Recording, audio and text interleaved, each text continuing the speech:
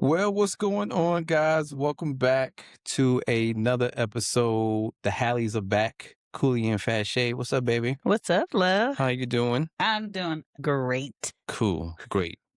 Well, it's great that you're doing great. So today we just want to come back with the podcast, and for us is always being just consistent. And so maybe that's a lesson within the lesson of just being consistent, because consistency is the key. But today we wanted to talk specifically about fatherhood, excuse me. We just wanted to touch on that subject. Pretty much, yeah, that's it, right? Yes, yes. Right. But celebrating, acknowledging, conversing about what fathers and mothers deal with on a regular basis is something that is a constant conversation that we think is important to have. And so we thought, hey, well, let's focus on fatherhood and let me just get your perspective around what that looks like to you. I'm excited because those of you that know Cooley and I and have been following dynamics of love and marriage or anything that we've done know that a couple of years ago I published a book on it's titled Intentional Dads, the insights on the presence of biological and bonus dads. And so in the book, I had the opportunity to kind of share what it felt like and what my journey was of not knowing who my biological father was at the time, but how I was blessed with father figures. And I was also blessed to see my husband be a father to our children, which was another blessing because that's not something I necessarily grew up with a constant view of. But what was really exciting for me, interviewing men about fatherhood. And so I had an opportunity to learn just a tremendous amount about fatherhood. And I think going back and revisiting that because my husband helped me like shape and pull everything together, I wanted to use some questions that we have in the book. And I wanted us to talk about them now because our kids are grown. We got an almost 25-year-old. We got an almost 22-year-old. And I just wanted to ask you some of the questions that you helped me curate for the book. And we used to interview a ton of men here in the U.S., outside, from different facets of life, races, faith backgrounds, etc. It all helped to provide insight to other men. And it also helped me as a woman to understand your perspective and your thoughts about what it means to be a father at different phases and how you actually navigate if you don't have a father figure present like you didn't and those that did. So let's go ahead and jump into this. If I can interview you using some questions from the book, I think that would help us carry this along. And Absolutely. just know that these questions now are responses are unscripted and raw. Although I asked him some of these questions years ago because he helped me again curate them for the book. This is what we're talking about: constant conversation of asking questions because your perspective changes sometimes, Yeah. right? So let me ask you a few questions and encourage you to also jot down some of these questions and ask either your father or your husband's or boyfriends or the father of your children, or just fathers in general. I can promise you, you will get a lot out of it if you really hear their perspective, and it just starts a new conversation. So yeah, let's go. All right. So my Let's first do it. question to you is question one: do you feel like you are available as a father? And I'm going to explain what available means. Are you available physically, mentally, emotionally, and spiritually? So that is what I want you to tell me. Do you think you're available in all four of those areas? And if you don't, what do you feel like? If you don't feel like you're available or it's easy for you in all those areas, just tell us what you think you do well. You are killing the game in some area, or two, if you feel like you need to improve in. So of those four, do you feel like you're available physically, mentally, emotionally, and spiritually? Where do you do well and where can you improve? I think I'm available for all four. Definitely three are stronger than one. And I would say probably spiritually, I need to work on, even though our children and yourself, you witnessed me praying for us as a family. I don't think I'm as intentional with that as other things. I think it's just the other things just come more naturally to me. So being physically, yes, like both of the kids know if they need me, call me. I'm Johnny on the spot. Emotionally, same thing. I think, well, that can go into another question, but being emotional, I think the balance of being a good dad is knowing when to be a father, when to be a friend. And sometimes you have to turn one off so you can connect with your children with the other. Mhm. And then, so what was the other one? So you covered physical, you covered emotional, mentally. And then mentally, yeah, I Mhm. think they, they see me as as strong headed, in my right mind. And I think the thing that they notice about me is I'm a thinker. And so I don't think things through like hastily. I don't do just like, all right, let's just rush and do it. It's like, Right. all Yeah. right, Mhm. well, let's sit down and talk about this. If you do this, if you do this action, what's going to be the reaction? Yes, I So agree. you need to, think about what you're going into, no matter what it is in life. Yeah, So, yeah. I agree. I think that when I have watched you, because you are a processor, you're introvert, which you typically think to speak, but you also you have different extrovert tendencies. But I think also when you're working with the kids, you demonstrate why the importance of really taking time to process. And I think that that's something that through your demonstration and through you asking them questions has helped them mentally process things differently and mentally get stronger mentally, right? Hmm. Because I think that even watching you combine mental and emotional has also been fascinating. I believe one thing I, we can share plenty of stories, but I can remember where you've been talking to our son and you were like, all right, so I understand that this is happening emotionally, but right now, here's what I need for you to do mentally to handle and execute what's happening right now. And then here's how you balance the emotional piece of it, whether it was something difficult in sports or just, something he was going through, even our daughter. And then I also seen you reverse it. All right, so let's talk about what's happening emotionally. Now we're good there. Let's go to the mental execution of it. And so I think it's really cool to see that, especially since I'm an extrovert. I'm like, oh, let's get it down. Oh, okay, that was wrong. I probably should have thought about that. But that's been encouraging to see as well. So, and I'm grateful that you answered like what you did well, and like I said, as the question says, and what you could improve in, and the fact that you really focused on what I asked, which was, are you available? Because some people think that presence and availability are the same, Yeah. and so life can happen and certain things can cause you to not, and with the definition of presence, be or feel like you're present, but how do you show that I'm available no matter what? And I think our kids know that about you. So thank you. Second question.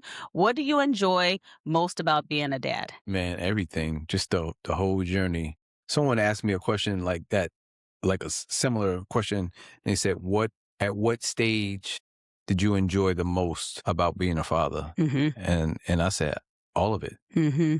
all of it. I don't think you can't appreciate the older version of your children without having a younger version of your children, seeing their growth, seeing how they respond to certain things, their temperament, everything, just them maturing from, babies, adolescents, young adults, and everything that they go through. You cheer for them. So I just love, being in the background and watching them, the things that they accomplish, the things that they set goals to do things. And I'm just like, okay. And then, of course, you see yourself in them at Mm-hmm. various times, Mm-hmm. whether it's like personality, both of the kids are very sarcastic. I think Like a you. big part of that, well, you too, Okay, but well, I this think, is about fathers. oh, I was going to say, I think a big part of that comes from me. So I see it in them and I'm just like crazy. So I love all of it, Mm-hmm. there's not one thing that I don't enjoy about, being a father. Well, I love that. And you seem like you have a good time, so that's great. And I know that just because you did have the opportunity and you actually seized every moment to be present to see from the beginning through their growth journey. Some fathers, we realize you don't have that opportunity for a myriad of different reasons, Hmm. some within your control, some outside of your control. But whatever you get to see, it's important that you find that and realize that early so that you can maximize the rest of it. So, okay. Third question. What do you find to be most challenging about being a father? I would say just being too much, doing too much, because that's one thing about I mentioned about being a father and being a friend. Because even though you may want them to come to you with various things, the fatherly instinct may take over, and then you scare them because, of course, you are worried about them and you don't want them to make the wrong decision. And then they like, well, I'm not going to tell him anything anymore. And then it's like they don't tell you, either they tell you or they tell outside influence, like their friends who are the same age as them, and they know just as much as they do. Mm-hmm. And then they do make the wrong decision. And then it was like, if I would have reacted differently, Mm-hmm. then maybe they could have told me instead of doing stuff on their own. Because the thing is, you say, okay, I want them to come to me with things, and then they come to you with something, and you're like, oh, well, now's my time. I need to not mess this up. Mm-hmm. And so, because if I mess this up, then they won't say anything. And then I'm like, well, why are you telling me this? And then at the same instance, I'm like, I'm glad you're telling me this. Right. So that's the thing. Don't, you can't overreact Right. from the father perspective. Right. Sometimes he has to take a back seat. And when I say friend, I'm not talking about, because I've had people talk about this. They were like, would you drink with your kids or would you smoke with your kids? And I'm like, nah, like, they get to an age and we go out and we have a drink. That's one thing. But like, we go and drink. And I'm like, who's the adult here? I don't ever want Right. it to be a situation Yeah. where we're like, yeah, I'm the younger one, but yeah, I'm taking the keys from you. Right. I Right. never want that. So you definitely still have to be the responsible one and the voice of reason. And so with that, you have to be the responsible one. Right. So yeah, you just have to be mindful of that. Okay. So question 4. Does anything about fatherhood intimidate you, scare you, or make you apprehensive? Even at this stage, I would say yes, not as much as when they were younger, Mm-hmm. because again, you don't want to mess it up. It was being your first time, changing Pampers, taking them to school, picking them up, saying the wrong thing, cursing in front of, which I didn't do until they got older. Now they're like, okay, that's how you really are. So definitely being a role model, someone they can really look up to. And so you have to watch the things that you do around Yeah. them, because they don't do as you say, they do as you do. And so your actions will speak louder than the words. Mm-hmm. And so just make sure you do the right things, where they like, all right, well, I think my parents are cool parents, because that's the thing as a parent, we tend to be overbearing, and then our kids is like, now I love the moments where we can embarrass them at any given time. That's, Right. Right. never, lose sight of that. But yeah, as they've gotten older, it's been less and less. But still, even at this particular stage right now, Mm-hmm. this is still my first time being a father, so I can still mess it up. Right. Yeah. There was a situation with our son in particular, and you know, I think I went overboard, but I realized that I did, and Mm-hmm. I let him know. I said, "Listen, man, I'm sorry. I messed up, and that was my fault." And I'm glad I told him that, Yes. because he told me how he felt, how I made him feel, and I Mm-hmm. didn't. I would hate to know that he carried that with him, because that was something that I did. I love that. That's good. I think that's good, babe, because I think that sometimes most of us as adults, we can think about things that really impacted us, imprinted us, or as oftentimes people say, the trauma that we encountered when we were younger that we carry into As an different adult, yeah. relationships and adults. And then sometimes our parents are like, I never knew, like, really, they never knew. And maybe they didn't create the space for us to share. And maybe they were doing the most, like you said, all the time, and not giving us an experience where we felt like we could share that. But nonetheless, when you as a parent know that you did that and you have them carry that, like that should be something where like, man, that's not what we want. Yeah, Right? That's yeah. not You what we didn't want. mean to, You didn't mean to. So when your intentions don't match with their experiences, we have the opportunity to shift it.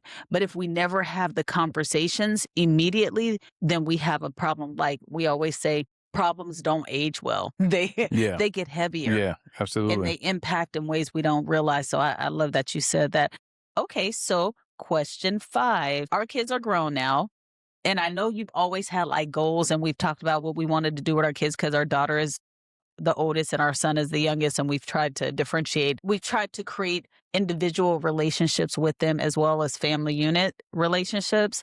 And so I know you had goals and things you wanted to do with Jaden and Asia separately, but now that they're adults, young adults, do you still have relationship goals that you have for you and your children? Like, Yeah, okay, yeah, definitely. I think more specifically with my daughter. okay, I want to do something because my son is a reflection of me. He's mm, just, he's me 2.0. But my daughter is somebody she's strong, she's independent. I would want to do something with her that is just special for the two of us. mm-hmm, But because again, with her being my child, I'm the first man that she will ever love. mm-hmm, And so I want her to always remember, hey, this is my dad. He did this for me. He did this with me. We have, our own little thing that just the two of us share, whether it's a tattoo or visiting someplace and just doing something together. That's what I would love to do. So yeah. I still have goals, yeah, for the both of them. But I think the thing that weighs on my mind is more what I want to accomplish something with my daughter. Right, right. No, that makes sense. Okay, good deal. All right. So, question number 6 that I have is how did it feel for you and how did it impact you to raise children even though you did not have your biological father around, nor did you have a consistent father figure? How did that weigh on you and impact how you move because you didn't have a blueprint, right? And Yeah. like you already said, you have to learn as you go. I think it was really good that we kept telling the kids, hey, when we made a mistake, we were like, hey, this is our first time. We haven't parented before. And even if Jaden would say, well, of course you had Asia, but we hadn't had a son before, right? Yeah. I don't know how you do that with multiple children. I would just say, well, I haven't had you before. I get Yeah, exactly. Yeah, because right. all kids are different. We're in the Friend. same household, Yes, same parenting style. They grow up because they're their own individual people. absolutely. Absolutely. And I know when I interviewed a lot of the men, that I interviewed, some of them had fathers around, some of them had father figures around, some of them didn't, and some expressed how it impacted them and how they navigated, and how it helped them sometimes, and how sometimes it hindered them. Even with having a father around, that was great. It didn't pan out well for them Yeah. sometimes. So it's. I only share that to say that sometimes blueprints don't necessarily isn't like the winning prize sometimes, even though we would like our fathers to be around, because it impacts you all differently depending on how you actually take in what the experience is like. So just for you, if you could share with us, like, how did it shape you? We know that you are a father that didn't have your bio father present, nor did you have consistent father figures, Yeah. coaches, etc. So how did you navigate that? How did that feel? It felt foreign, as a man, because I was still, questioning myself. It was like I think I've grown into who I'm meant to be now. Hmm. But and I'm in my 50s and I'm like just now getting here, but I don't feel like I'm too late to the party. Yeah. And so I think the experience of raising them helped Hmm. me get to that point. Because I will say, having children will change you. Having a daughter would definitely change you, and having her first, because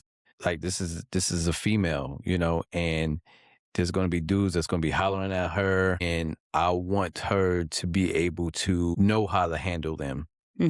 not and get an understanding that you are well loved by your father, you're taken care of by both of your parents, but like no man is just going to come into your life with, a shiny object and you're captivated by him. Hmm. It's going to take so much more. So just talking, them through these things, these stages of life and seeing how they act. But I think as a parent, you have to realize the type of children you have. I think, publicly people are like, oh, my child is the best, knowing damn well that they crazy as hell or they doing something that, they need to see somebody, but you never want to admit that publicly, right? Because you like, then people going like, oh, those are Johnsons with the crazy child. So you keep that to yourself, but then it's like, it's a part of this parenting because maybe you're always working, maybe you're absent, Hmm. and so I always try to be present for the both of them, try to come down to their level, even when they talking about some show I don't understand. I'm like, oh, okay, that's nice. But you let them know, hey, I'm being attentive to you, so they never thought that you're not listening. So what I was going to say is, I remember as a child these things happening to me, and I'm like, I got to be better for my children. I Mm. have to be, even when it's a subject that I may not have any idea who this cartoon is, what these toys are. I need to be intentional about paying attention to them and listening and making them feel like they're being heard. So I just practice that, all the way up until, now. And then, so I think what helps, I'm a big kid myself. So cartoons, we have conversations about Mhm. and these various things.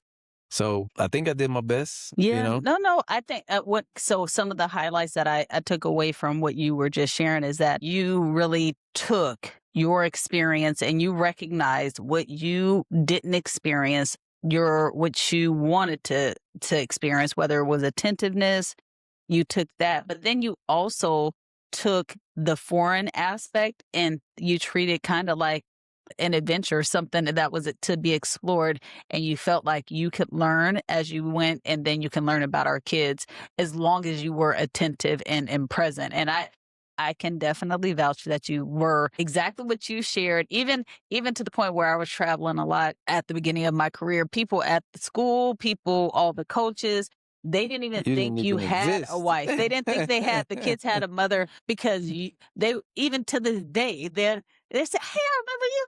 Now, where'd you come from talking about me?" Although I'm like, "Hey, I was there. You just didn't see me."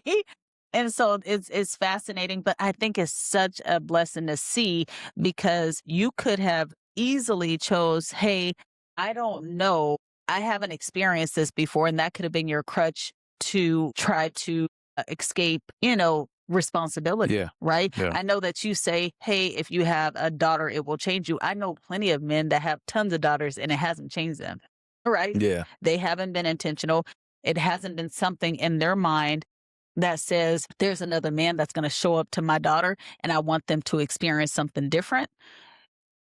Because they haven't thought about that. They haven't thought outside of themselves. So I would say, if I could really highlight one thing that I think has been birthed out of you not having present a father figure or father, and then you being intentional saying, "I don't want a child to feel like I felt. And I don't want even the women that you've seen in your life experience, whether you dated them or they were just friends. I don't want my daughter to ever have these experiences. So I got to figure out how to show up so that doesn't happen." Yeah. Yeah. I've seen you be very intentional and explore what that looks like by being engaged and things of that nature, and even checking up if you felt like, "Hey, I'm not feeling that guy." Yeah. You've been direct in that too. And I think that that's been good because you also have given Asia a safe space where she can say, "Okay, well, what does that look like? Why do you don't like," you guys can have that conversation. And so I think that all of that, you being attentive, you recognize them, which, if I didn't like it, why do I want to give that experience to someone else? Yeah. Right. Yeah. And then selflessness with your children has been huge because I think the differentiator is when you say, "Have children and a daughter or whoever should change you." The reason it doesn't change some people is because, whether it's fathers or mothers, is because it's hard to say and hard for people to say it, is they prioritize themselves before they prioritize the children they had. Yeah. And it's not, no shade to anybody. It's just a matter of, once you realize that, then you can decide to pivot and do something different. If you don't, you will continue to impact that child, and that child will be grown at some point. And the same way you prioritize yourself, Mm-hmm. you've taught them how to prioritize themselves. Themselves over And their when they're children. not invested in you anymore, then there shouldn't be anything you can say, right? Yeah. But that's not what happens. And so it's something that, anyway, I wanted to call out because I think you do really well at it. All right, I have two more questions. My next question is, how do you feel mothers and women either help men in their fatherhood journey, or how do we hinder them? Just a couple that you think. Give us like maybe two ways that we can help men and two ways we hinder them, possibly unknowingly or sometimes I intentionally. think if you recognize that whether this is your husband, this was your partner, y'all just, had a baby together. If you can recognize he's a good man, even outside of the scope of just you, like you no longer have a relationship, or maybe you do, you understand that, okay, if he's a boy, I need to let him lead and do these things with him, because there's certain things as a woman I cannot do. As a woman, you can say, yeah, I'm gonna take him to practice, I'm gonna get his hair cut, I'm gonna teach him how to drive, but you still can't teach him how to be a man. He can learn maybe from your mistakes if you watch him, and if you going from man to man, you can't keep a steady relationship. He may learn the way you don't want him to learn, because he'll have an understanding. He's like, this is what I don't want, or this is what I can get away with women. So, like, let the father, if he's a good man, because definitely is a lot of dudes out here that's not good fathers at all. So when women be like, no, I'm not, then it's like, okay, maybe you are helping a boy in the long run, especially if he has positive role models that he can be around, because that would definitely help shape and mold him as a young man going into a man. And then as far as, I think that does both. It's like a coin flipped, because it can help and hinder at the same time, depending on, what you do. Like, especially if the child is a pawn in the situation, I'm not going to let you see your son for whatever reason. And knowing that whatever situation y'all had, it could have been temporary. Maybe it just didn't work out. And I think a lot of times women are spiteful because men can move on so easily. Because they don't have the child. That is true. They don't have the child for 24 hours. They don't have to, get up at 6 a.m. and do these things. And they're like, well, you can't see him. Right. Because now you have this other girl, or you have this other family that you started seeming like instantly. Right. And you still want to be here. Yeah. And what about my child support, or whatever it is that we agreed on? I'm over here struggling. Right. So it's like, it's a slippery slope. Yeah, and you're spot on with that, because there are some women that are spiteful, and some women that, like, do things to like you said, treat the child as a pawn, which hinders, because you're like, that's really prioritizing yourself oftentimes.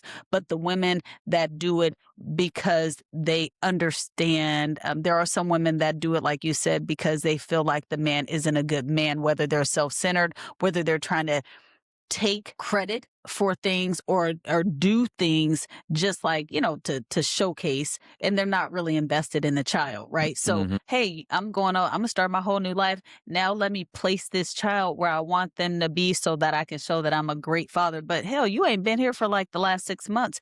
You don't recognize his emotional, mental, or physical needs, but you want to just come in and buy him a ton of stuff, and then make him feel like be the fun person. Yeah. Get somebody else listen to this crap. And it's not out of spite, but it's like out of the audacity of you. Like, my kid is not just a trophy. So sometimes for them, a mother is going to protect, but then that's the help piece to try to figure out, are you doing this because you want to be a father and a good man? Or are you just allowing that my child, or trying to fit them into your special narrative that makes you for this facade? You know what I mean? Yeah. But then you have the spiteful ones that are like, what? Yeah, you good. But what you won't do is use my child because I'm not with you. Like that. Yeah. So you have a myriad of those. So I agree with you on those as well, those topics. So anything else we can do? So ladies, what I took away is definitely partner. The first thing I heard you do is, if you see a man is a good man and they are the father or father figure, allow them to leverage their skills and their strengths to really pour into that young man and pour into the daughter in the ways you can't. That's how you can help. And maybe just stay in your lane in those times, because sometimes I know that we want to take over, because we're like, oh, well, let me just help with this. And then we just like take over everything by accident, is what I say. But but sometimes it happens. And when he tells you, hey, allow me to do this, don't get defensive. Just like take a step back and allow him to do his thing, so you can see him do what he does. And that then gives you the trust and the confidence that he will do that. Let him do it in his own way. Yeah.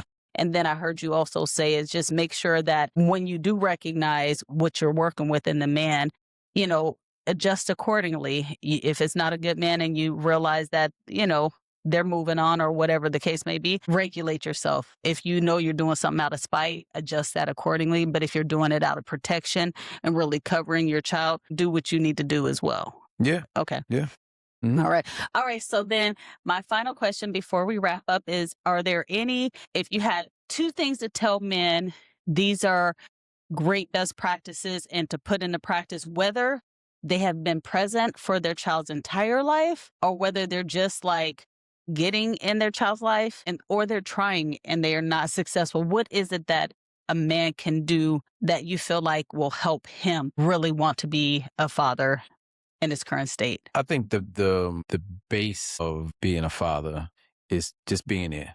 Your presence. Like if they see you, man, that changes the perception of how they feel. They see you in the crowd, they see you at, whatever it may be, a recital, graduation, football game, any type of game, that matters to them. And the morale, it builds morale. Mm-hmm. And then secondly, listen, I think as father, especially if you're not always present in the life and then they tell you something, you can't just come in and be like, well, this is what you need to do, just that and the other. Sometimes just be quiet. Just like listen first and then say something. Because again, as children, if they feel as though you are shooting them down, whatever their goal may be, even if, typically as a parent, right? We want the best for our kids. Our kids tell us, hey man, I'm gonna be a clown for a living. And you're Mm-hmm. like, man, you know how much clowns make? And it's like, yes. And so you you mean well, but it doesn't always come across that way. They feel as though you don't hear them. Yeah. And so you need to come up with another solution. Our son wanted to move out with his friend. And so I told him, listen, I'm not telling you no, Mm-hmm. but I want you to think about these things because, only thing you're thinking about, I'm going to just be hanging with my boys. We're going to have a good time. We having fun.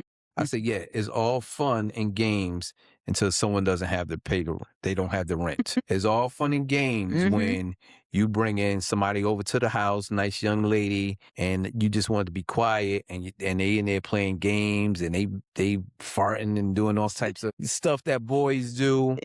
I said it's all fun and games until you getting off of work and you like, man, I got that cheeseburger in the fridge waiting for me. And you get home and it's not And there it's and one of them gone. ate it. Yeah. Bro, it that changes you. And you know how you are as a person because this is how we raised you. Mm-hmm. You don't know how they are at home. Yeah. You don't know how sloppy they may be.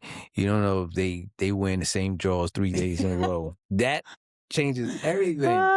So, and then of course, it changes the perspective. Yeah. My daughter did the same thing when she wanted to go to the service and she was like, I'm gonna wear my hair. Our daughter loves, she's into fashion. She does the hair for a living. And she wanted to go to the service and she was like, I'm gonna have my hair this way. And I'm like, listen, they own you. What Air Force got loud red hair? Yeah, I'm like, they're not, that don't work like that. I think you need to have a better understanding before you sign your name on this paper because it's not what you think it may be. So let's look into it. Let's investigate it.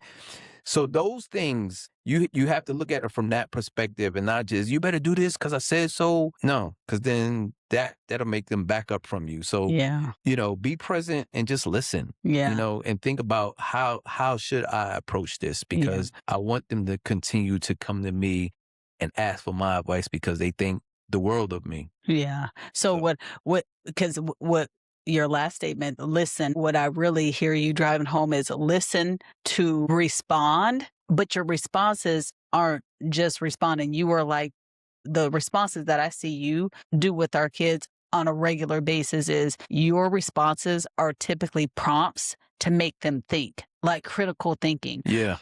And then what I see you do is affirm or make them think about what their response is. So like, hey, you were like, okay, so Jay, what if this happens?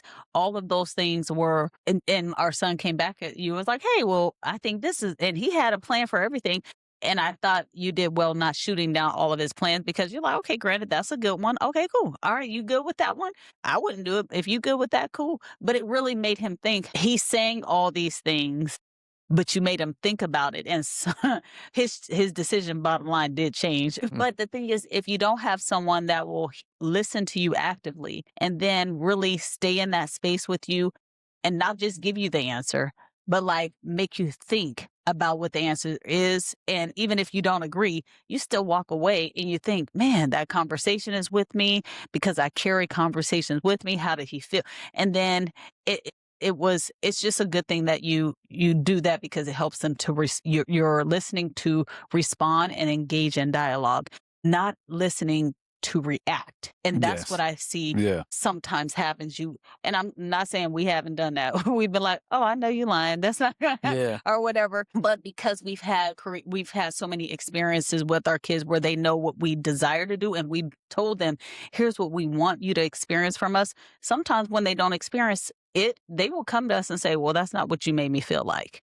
Yeah. You said this, but you did this. And that's a hard pill to swallow as a parent when they do come back, because you're like, I know I told you could come back, but you really try to come back and correct me. And so, but it's helped us even grow because we did say it was our first time. So either we're going to learn Yeah. from it or not. Yeah. And you can't be So bigger than the no, situation. no, no, So no. yeah. So, well, thank you so much for answering the questions. Again, guys, I have all of these questions in the book on the third chapter, but I think the cool thing about the book is you can get it.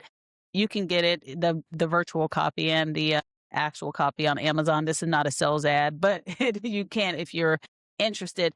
But the whole intentional dad's title, when you look at the book, I and D is emphasized in a different color because I truly believe that foundationally our identity, our fathers help shape our identity, our ID, Yeah. Yeah. right?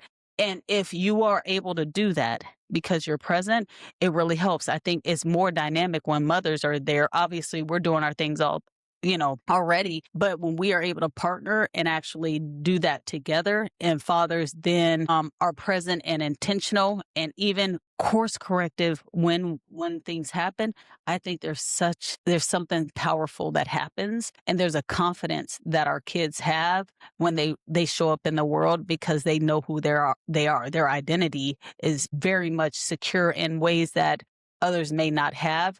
There's not a facade. Not that they don't deal with some imposter syndrome and Mm-hmm. The things like that in struggle. other Mm-hmm. spaces, but there's something in the core of who they are that they are assured in. And this also, when they come back in our presence, if they need to be re-upped and refilled, they know where they can get it Yeah. from. They know where they can So come to. anyway, it's been a pleasure to see you. The questions are in here. You can see responses from men that are doing well, men that struggled in certain places. It's good for men, I think, to share best practices because sometimes men feel like they're out there and no one sees, they're not seen and heard.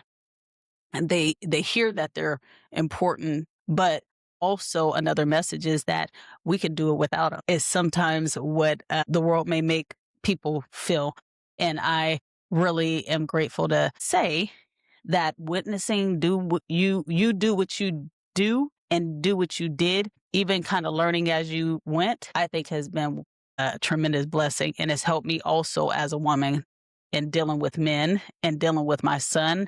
So anyway, thank you. Thank you. Beautiful. All right. Well, that is our episode of Dynamics of Love and Marriage. This time, our goal is to continue to get more content out that we hope will help. But if you have an opportunity to drop us a chat and let us know what you think men deal with, what's answer any of the questions that we Yeah. actually shared, or even practicing answering or asking another man these questions. What was that experience like? That would be helpful to Yeah. We're us. on all social media platforms. You can reach out to us anytime. All right. All right. Until next time. All right. See y'all later.